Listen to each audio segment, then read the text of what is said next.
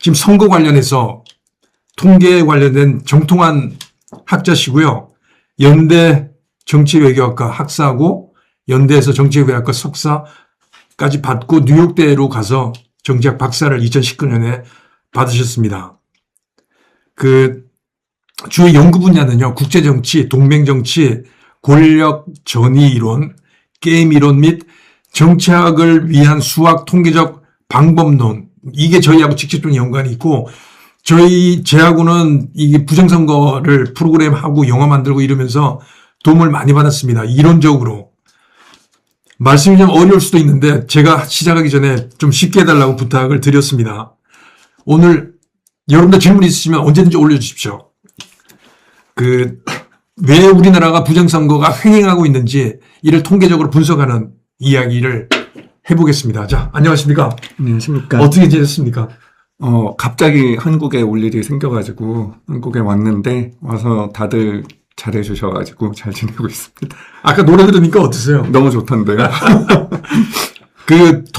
통계로 본격적으로 들어가기 전에 지금 우리나라 이 정치 어떤 것 같습니까? 정치도 평론도 직접 많이 하시잖아요. 올리시기도 하고. 예. 뭐 지금 정상이 아니죠. 그냥. 왜 정상이 아닌가요?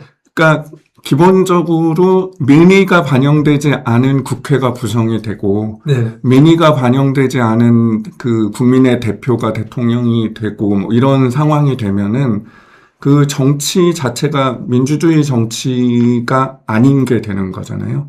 그리고 그런 부정선거가 있었으면은 이제 그 부정선거를 획책하는 사람들을 대표하는 사람들이 되는 거기 때문에 국민의 대표가 더 이상 아닌 거죠. 그러니까 자기들끼리 그 부정선거를 해주는 사람의 입맛에 맞춰서 정치를 하게 되는 그런 상황이 벌어지는 거죠.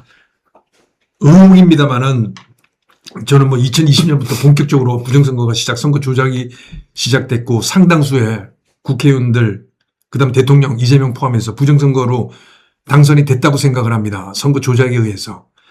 이거를 밝히려면 선관위가 주체적으로 아니면 경찰이나 검찰이 서버를 까고 포렌식을 하고요. 그다음에 사전선거 투표함을 열어보고 그다음에 사전투표 전자개표기가 문제가 있는지에 대한 그것도 점검을 해보고 그 결과를 국민들한테 발표를 하고 그다음에 개선점이 있으면 개선을 이렇게 하겠다고 발표를 해야 되는데 그런 게 전혀 없습니다. 왜 그럴까요? 그러니까 사실 민주주의의 꽃은 선거다라고 얘기를 하는데 그건 잘못된 말이에요. 선거가 민주주의입니다. 그러니까 선거 자체가 예, 아담 셰브로스킨이 유명한 그런 민주주의 관련된 학자들이 이렇게 민주주의가 무엇인지에 대해서 정의를 내리잖아요. 근데 그 정의가 이제 조금씩 차이가 나는데 그 차이가 나는 정의들 사이에서도 공통적으로 꼭 들어가는 게 공정한 선거거든요.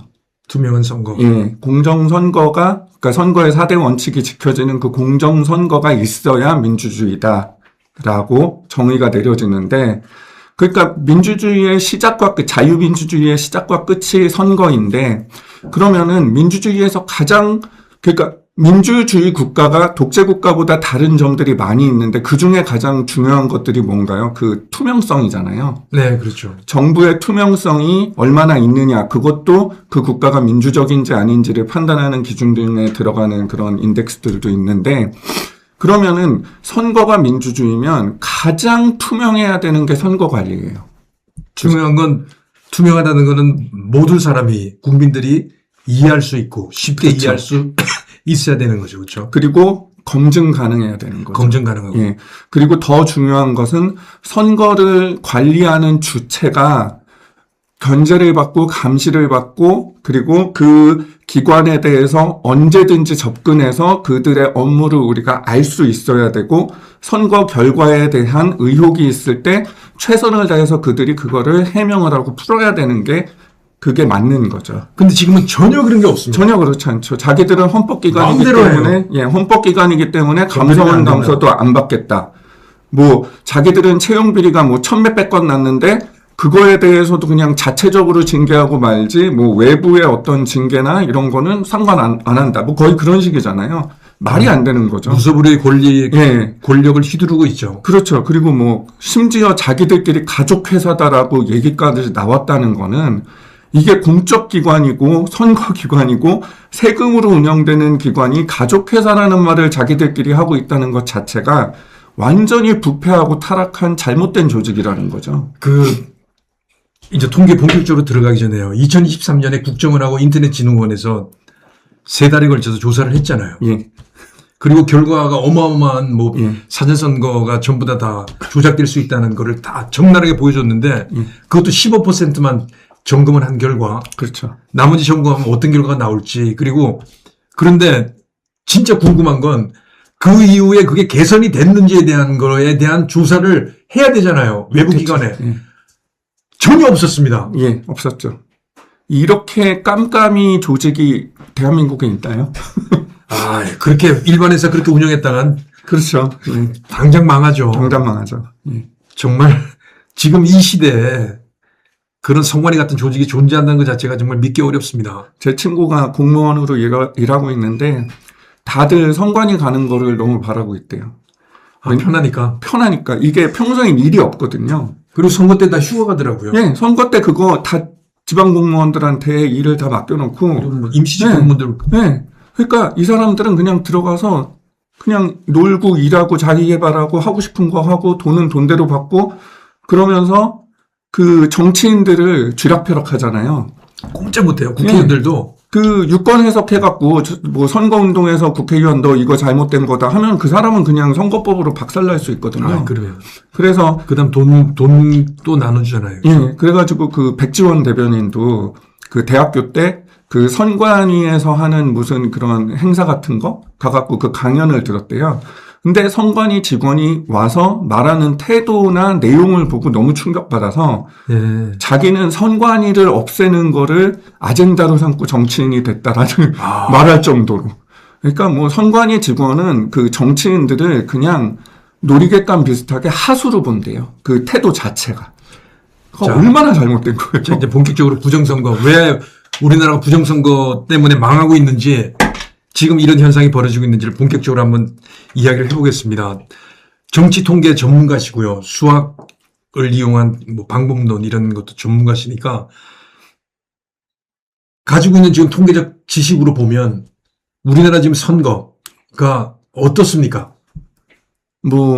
진짜 말이 안 되죠. 이거는 자연적으로 일어날 수 없는 일들만 계속해서 몇 번에 걸쳐서 특정 정당에 유리한 식으로만 계속 나오고 있다는 것 자체가 이거는 선관위가 해명하고 선관위가 검증을 적극적으로 나서야 할 문제지 이게 국민들이 우리가 해줘라 해야 되는 문제가 아닌 수준이에요, 이거는.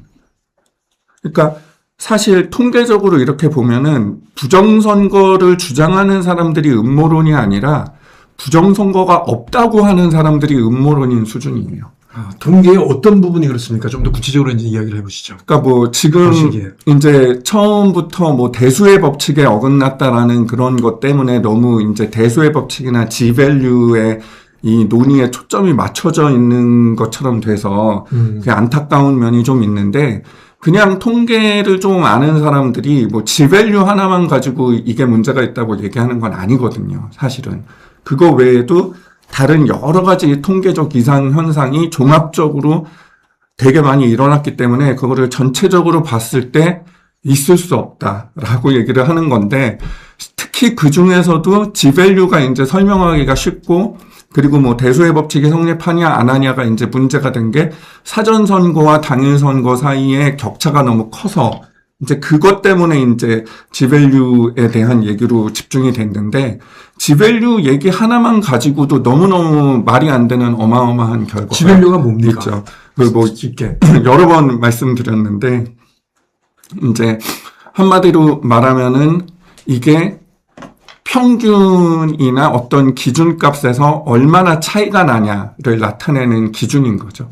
이상성을 나타내는 기준인 거죠. 예. 그러니까 제가 알고 있는 상식으로는 동전을 던졌을 때 앞뒤 나오는 거는 지밸류가 0이잖아요. 그렇죠? 그렇죠. 그러니까 어느 쪽도 나올 수 있으니까. 그러니까 지밸류로 설명을 하면 5,000번 던졌을 때 한 2,500번 가까이 앞면이 나오고 한 2,500번 가까이 뒷면이 나오잖아요. 이제 그게 지밸류가 0인 거죠. 그 두 사이에. 일어날 수 있으니까. 예, 2,500번, 2,500번 딱 났다면은 그 두 개의 지밸류는 0이 되는 거죠. 차이가. 로또 1등 맞을 확률은 우리에서 지밸류가 어느 정도 될까요? 지밸류가 로또 7? 1등은 예, 지밸류 7이나 6 정도 되지 않을까요? 그것도 뭐 일생 일어날 확률이 거의 없는 거 아니에요? 그렇죠. 814만 5,060분의 1 정도 되거든요. 로또 1등이. 그런데 지금 민주당이 아까 특정 정당이라고 하셨지만 뭐 누구나 다 압니다. 민주당인지. 민주당이 이런 식으로 선거에서 사전선거 득표율이 당일 선거 득표율보다 높게 나오는 게 전국에 뭐 98%나 이렇게 나올 확률은 그건 지배력이 어떻게 돼요? 그거는 종로구 하나만 봐도 49.3 뭐 이렇게 나왔거든요. 그럼 49면 로또 맞는 게 7인데 지밸류가 로또 맞는 게 7이고 9.2가 우주 탄생부터 오늘까지 매일매일 로또 1등 당첨할 확률이 지밸류가 9.2 정도 돼요. 그런데 종로에서 민주당이 당선될 확률은 49라고 하면 그러니까 민주당이 당선된 확률이 아니라 그 사전선거와 당일 투표가 차이. 동일한 집단에서 나왔을 가능성이 이상하다고 하는 게 49.3이 나온 거죠. 그 이야기는 뭡니까? 동일 집단에서 나올 확률이 그렇다고 하면 그건 동일 집단에서 나온 게 아니잖아요. 아니라는 거죠. 예, 동일한 모집단에서 나온 게 그럼 조작을 했다는 거 아니에요? 표를 만들어서 넣었든지 통계를 뭐를 만들어서 넣었든지. 그러니까 그게 이제 정도의 차이거든요. 그러니까 어느 정도 차이가 나냐의 문제잖아요. 그러니까 당일 선거에서 이제 평균이 뭐 요렇게 그래프가 나왔다면은 이제 지밸류가 뭐 1이다 그러면은 평균이 여기가 있는 거고 당일은 여기 있고 이제 사전은 여기 있고 2면 여기가 있고 3이면 여기가 있고 이런 식으로 점점 멀어지는 거거든요. 그래서 49.3만큼 가 있다는 건데 이제 그거를 확률로 따지면은 뭐 이거는 우주 전체의 원자 수가 에서 뭐 원자 하나를 콕 집을 확률도 그거보다 훨씬 낮아요. 그러니까 불가능하다는 훨씬 그 높아요, 확률이. 그렇게 될 가능성은 없다는 거 아니에요? 그렇죠. 현실에서 일어나지 않는다는 거죠. 근데 전번 63대선, 이재명이 당선된 63대선은 1500, 지밸류가 1500인가 나오는데, 그거는 뭐, AI 물어보니까 수치상으로는 표현할 수 없는 뭐 그러더라고요. 이건 아예 일어날 수 없는 일이. 그러니까 그거는 뭐, 멀티버스로 해서 뭐 닥터 스트레인지가 우주를 뭐 10개 왔다 갔다 하면서 뭐 해도 일어나지 않는. 근데 일어날 수 없는 게 일어났다는 건 뭘 의미하는 거예요? 그러니까 이제 통계적으로 순수하게 학문적으로 말하면 그 데이터 생성 프로세스가 완전히 다르다라고 표현을 하거든요. 그 말도 어려워요. 네, 그러니까 당일 선거 그 득표율 결과가 나오는 그 과정하고 사전 선거 결과가 나오는 과정이 완전히 다른 상태다라고 얘기를 하는 거예요, 두 개가. 두 개가 다른 상태라 그러면 실제로는 하나의 후보자를 위해서 이제 투표를 한 거 아니에요. 그렇죠. 그 다르다는 거는 뭐예요? 이거는 뭐 만들어서 집어넣었다는 거예요? 아니면 뭐? 그러니까 이제 그거를 들어서. 예, 해석하는 방법이 이제 여러 가지가 있는데, 그러니까 예를 들어서 지밸류 49.3이 그러면은 무슨 의미냐라는 거를 직관적으로 설명을 하면요. 이거를 이제 만약에 유권자가 15,000명이다라고 가정을 해서 사전 투표, 당일 투표 동일하게 7,500명씩 만약에 투표를 했다고 쳐요. 그러면은 그 49.3이라는 지밸류가 나왔다는 거는 예를 들어서 사전 선거 지지율이 80%인데 당일 선거 지지율이 40%였다는 거예요. 근데 제가 이렇게 물어볼게요. 이쪽 입장에서 사전 선거 득표율하고 당일 선거 득표율이 왜 같아야 돼요? 선관위나 아니면 또 선관위에 붙어 있는 어용 교수들, 서울대 박모 교수, 그다음에 대법원에조차도 투표하는 사람이 다른데 사전 선거 결과하고 당일 선거 결과는 다를 수 있지 않니? 그렇게 이야기를 하더라고요. 그게 대해서 뭐라고 설명하시겠습니까? 그러니까 그게 이제 통계학에 대한 기본적인 이해가 잘못되어 있는 건데요. 그러니까 그 주장의 핵심은 그거죠. 사람들은 자유의지를 가지고 있는데 각각이 자유의지를 가지고 투표를 하는데 어떻게 결과가 비슷하게 나올 수 있겠냐라고 하는 거죠. 근데 네. 그거는 그 무작위성에 대해서 잘못 이해하고 있는 거예요. 그 사람들이. 네. 그러니까 자유의지가 있어서 각각의 개개인들은 나름의 이유를 가지고 결정론적으로 투표를 할 수 있겠죠. 개개인들은. 네. 그런데 제3의 입장, 연구자의 입장에서 모든 사람들을 단체로 봤을 때 각 개개인들의 이유를 못 보잖아요. 네. 그렇죠? 그러니까 연구자가 그 각각의 개인들의 투표 이유를 모른다는 것이 무작위성이라는 거예요. 그렇죠. 예, 그러니까 연구자 입장에서는 모르는 거죠. 그리고 그 사람들이 당일 투표를 할까, 사전 선거를 할까, 이 두 개로 나뉘는 거거든요. 사실은. 네. 네. 정치 성향으로 나뉘는 게 아니라 내가 사전 선거가 더 편한지, 당일 선거가 더 편한지, 그거를 나누는 거잖아요. 그러니까 나는 민주당 지지하기 때문에 사전선거를 하겠다. 이건 아니라는 거예요. 그렇죠. 그렇죠. 그러면은 내가 사전 선거를 가야 되는 이유, 당일 선거를 가야 되는 이유는 개개인으로서는 뭔가 이유가 있을진 몰라도 전체적으로 봤을 때는 어떤 그룹핑이 돼서 패턴이 나와요. 직장 문제 때문에 뭐 가족계 일이 있어서 여행 간다고 그리고 지나가다가 보니까 가까운 데 사전투표소가 있네 해서 그냥 무작위성으로 자기도 들어갈 수도 있고 그런 경우들이 많이 나오잖아요. 그러니까 통계라는 거는 뭐냐?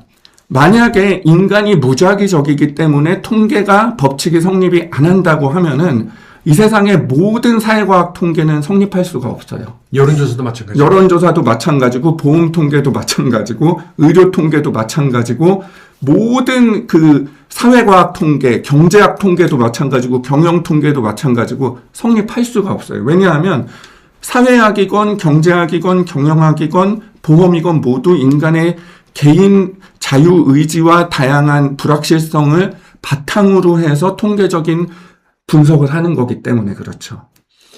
그러니까 그런 걸 보면 뭐 이준석을 포함해가지고 부정선거 음모라고 이야기하는 사람들의 거의 대다수는 지금 이런 식으로